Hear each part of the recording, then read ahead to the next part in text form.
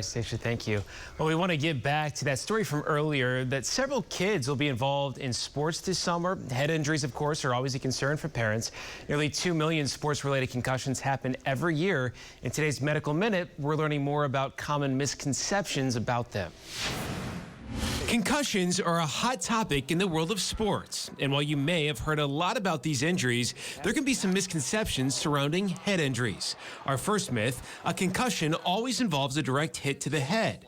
In fact, whiplash, or a jolt to the body that shakes the head, can also cause a concussion. Some people still say it's a bruise on the brain. We know it's not that. A concussion is basically normal imaging, so there's no signs of bruising at all. You may have heard that you shouldn't sleep after a concussion, but this is also untrue. University of Michigan Health says sleep can actually be beneficial. Another myth, you have to lose consciousness to have a concussion. Only about 10% of concussions involve loss of consciousness.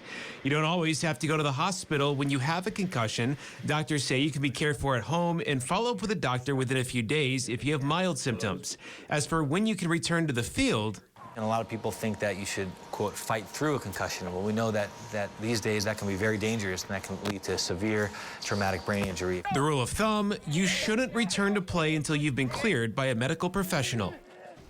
Now, some common signs of a concussion include headache, nausea, sensitivity to light or sound, dizziness, sleep and memory problems, and changes in mood.